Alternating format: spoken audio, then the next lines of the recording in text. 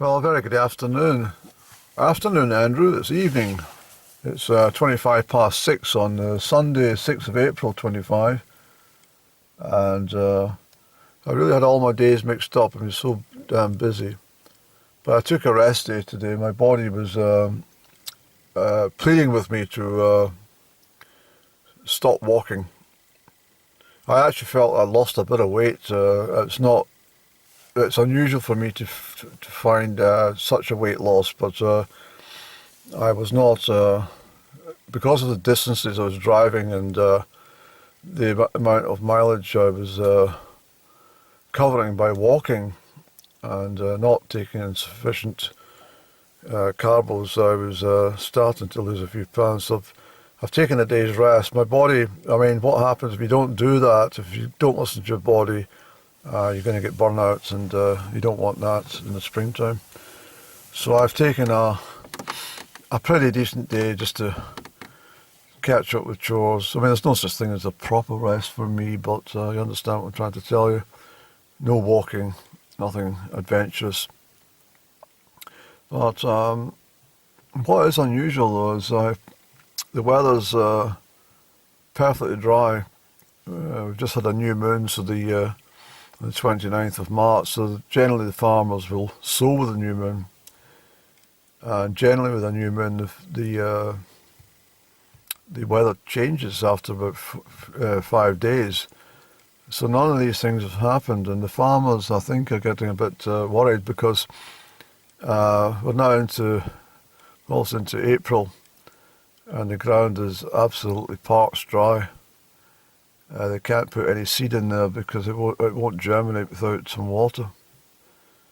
So it's quite unusual actually, and probably the best lambing conditions they could ever hope for the sheep. I'm very pleased at that as well, because some horror stories in winters as I grew up, and not so much that I remember locally, but certainly from television footage where sheep were buried in snowdrifts and stuff. Especially in the late 1970s and early 80s, there was a lot of widespread snowstorms.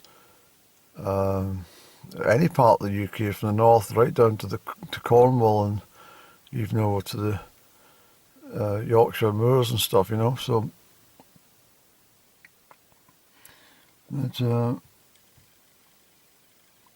so I kind of bailed out. I've said in a couple of my uploads that springtime and living in a cul-de-sac is,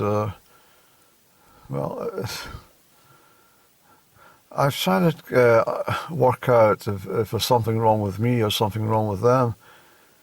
But I've taken the latter decision that it's nothing to do with me. There's only so much grass you can cut in a week in the springtime. It's very bad for the grass to cut it in frosty weather. We're still getting overnight frost, and they don't seem to be very savvy. It's like, I don't know what it is with them. This is what I can't work out. Is it something to do with a date in the calendar or something? Or what is it? They don't seem to have any comprehension about weather or what happens when you cut your grass when there's frost due overnight. It'll ruin your lawn. And there's somebody was out, and that's the second time this week they've been bloody. And in fact, I just thought, very same person that bloody had the decorations up on the. Was it the 19th of November? No, it was earlier than that, Andy. No, it was the 19th of November. I couldn't bloody believe it. I was going to slip a note through her door and say, "You've got your months mixed up." I just thought that was ridiculous. And I know that in some parts of, let's say England celebrate Christmas more than Scotland does, or at least they used to. And certainly any time I've been in Malta, you'll find decorations coming up quite early. In fact, most places do, but most of the places are catering for tourism, not private residences. Crikey, 5 weeks before Christmas, just a bit much, isn't it?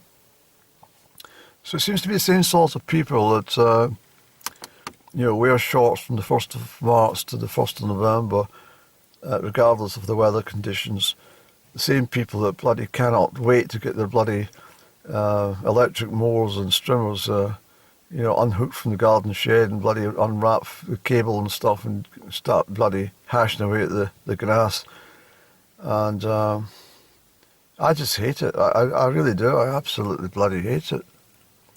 And I think I better turn my camera. There's a car coming along here. I just noticed. I don't know what it is, but I mean, maybe one of them are going to come across and say to me at some point,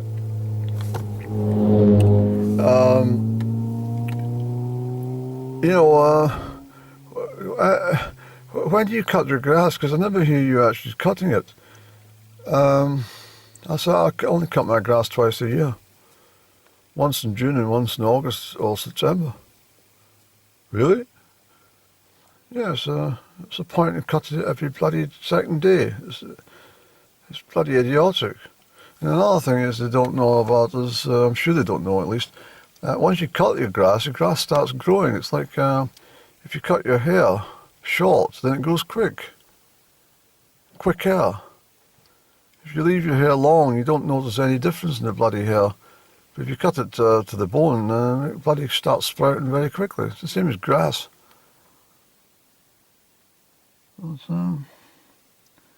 So I think what I need to do is, I think I need to sort of type up a sort of acceptable, what do you call it, duties calendar or something. When you should undertake certain chores and duties in and around the household.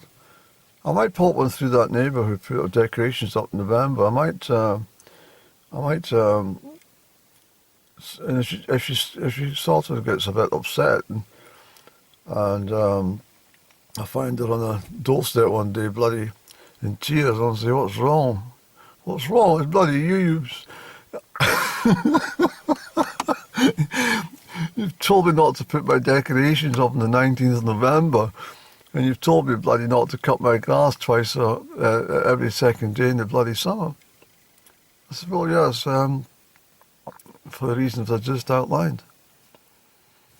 But I think what it is, I don't think any of them have a base for common sense. I think that's what's missing. I think it's like I have to say, I've got a good foundation when it comes to common sense and just general aptitude to the rhythm of the seasons. But other people seem to have missed that. I don't know what the hell's wrong. I think they've probably been watching too much soaps to got into the phase of what the seasons do and what they mean. I mean, it's just awful, and I don't know what's going to be coming like in the next 5 or 10 years. This is the bloody result of this generation coming behind me. I mean, what the hell's their kids going to be like? It's going to be bloody awful. It's going to be thick as fuck, and robotic and. And not be able to think for themselves unless it's on some sort of social media site or announced by some bloody government body, because that's the way it is now. People don't come outdoors because the bloody Met Office telling it's going to be wet and windy or something. Went to bloody, that's probably why that person's got the 19th of November decorations up for Christmas, because they bloody walked past the local retail store and saw them putting up, for example, B&M or some bloody.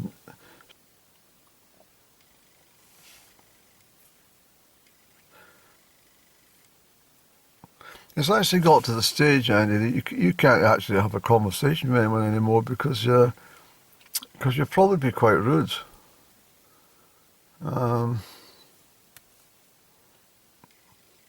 Yeah, I think you probably will be, unless they're in the same line of thought as you, or for example, if you meet a shepherd that's doing his lambing or something, and he knows all about the country lore and stuff like that. But these people are getting fewer and fewer and further apart to meet. You don't really see many of them nowadays. You don't see any bloody livestock in the fields either. I mean, everything's bereft of bloody life now. In fact, I have noticed more and more there is no bloody wildlife left. The bloody Scottish government have issued so many licenses to kill everything that there's bugger all left.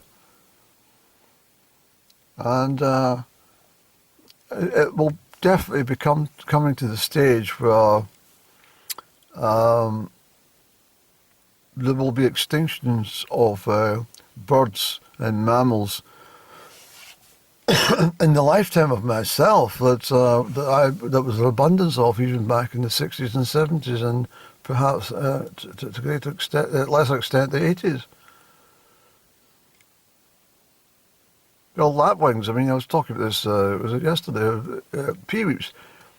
I mean, March used to see the skies were filled with bloody peeweeps everywhere you gone. It went in the in rural districts. There was curlews and peeweeps and everything. Not anymore. They've killed the bloody lot. And you only see a couple of oyster catchers every so often. You don't see. I could go on forever with all the different birds that are missing now.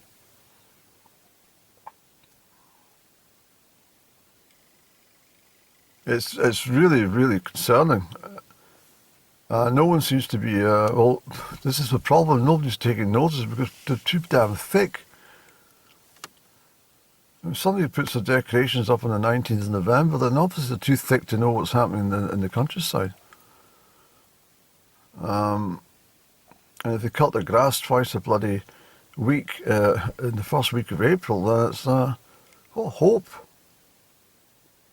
So I think I will. I think I'll write a step-by-step guide to how to live and pop it through their letterbox.